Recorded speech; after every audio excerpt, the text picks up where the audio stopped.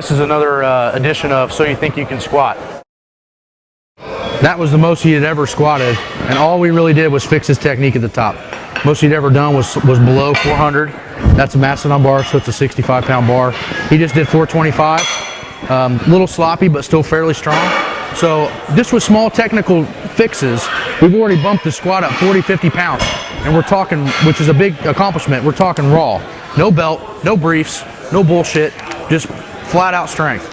So just by fixing some small stuff, we've already put 40 pounds on a squat in about 25 minutes. Okay, now we're getting up to around 9 or 10. We should start seeing some pretty big breaks in form, possibly a failure set. As you can still see, we have the chain set up in there, the catcher chains. He goes a ½ inch the wrong way, the weight's catched, and he still has spotters as well. So this is the only really safe way to actually take squats to a max.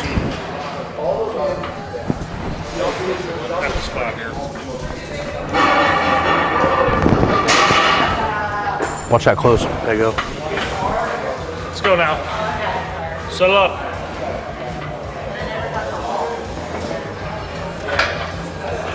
Good. Lock it in. Take your time. Keep your head up now.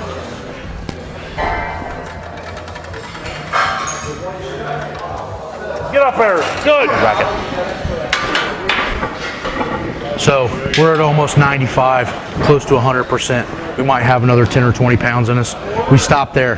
As we saw in the form, is knees shot forward, knees went in, back started to slouch, back still stayed up kind of straight, but things started to fall forward pretty bad, and the strain was about 100%. So we saw the shins coming forward, we saw this and this, we saw all these things happening, which is telling us quad dominance, hip weakness, and a weak core. So we'll stop there. We've got the information that we need in order to make him better, and we've only really reinforced 1 or 2 bad technical squats in an entire max effort training. So now that we know what muscles we need, we can go attack those with accessory work. Try to hold your form best you can, buddy. Let's go now. Set up strong. Let's go. Your head back in the bar. Crank your elbows down. Keep your upper back tight. Let's go. Stay tight. Yep, there you go. Good. So, where did we fail? We failed at the upper back.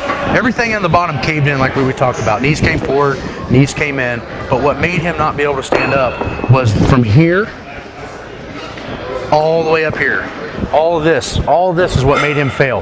He fell forward over it.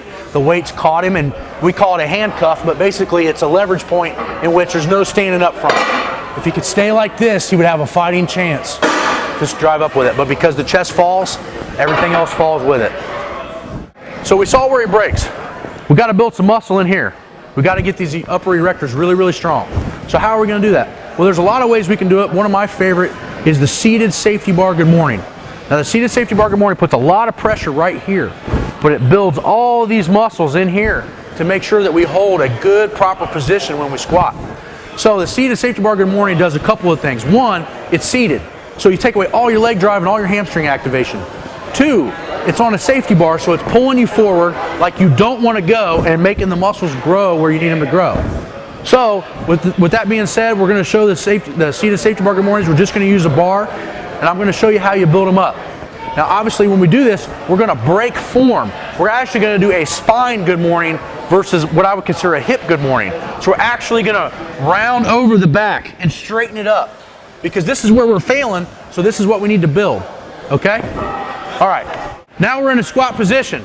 So what we're wanting to do is build this muscle up here. So what I'm gonna have him do is drop his head and round his back here like terrible form. Now he's gonna straighten his head up and straighten all this back out. Good.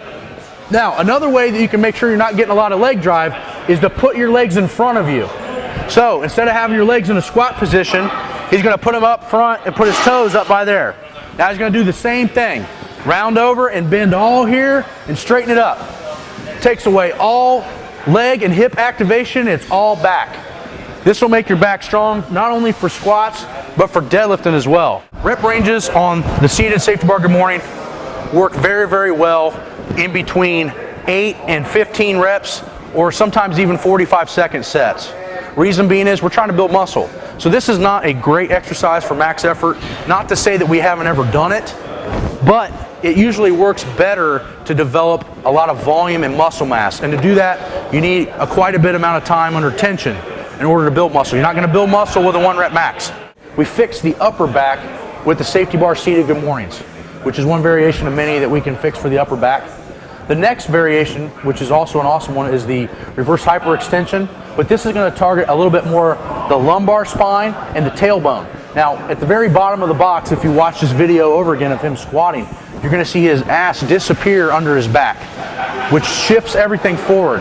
The only way to get this strong is by doing good mornings, heavy front squats. You can utilize some of that. You can utilize reverse hypers, back extensions. The list goes on and on. Check EFS for their exercise database. But this is a second to none exercise, and there's only one reason for it. You're developing these muscles when you utilize this without causing any vertical spine compression. Everything else that we try to do today, we're going to try to utilize spinal decompression. So now he's going to show you how to do these reverse hypers, and what we're going to show you is there's been a lot of changes in how people do them. Single-legged, no tempo, but what we want to see is we want to see a slow 3 seconds up, 3 seconds down tempo. I utilize a lot for myself and my clients. The reason being is a 3 second up, 3 second tempo takes away all the stretch reflex and makes you have to muscle the weight the entire time, just like you would need to support yourself in a squat. Your squat's not going to be bang bang and done. It's going to be tight and held tight for a period of time. So your training has to elicit that, or it's not going to work. Good. He's using a 1, 2, 3, 1, 2, 3. Trying to squeeze his lower back and his ass and take away the hamstring activation. We're trying to isolate this area right here, so when he gets to the bottom of his squat, his ass is sticking out versus flattening over. The only way to do that is to develop these muscles right here. If you want to be strong, no matter what you do, you want muscle right here.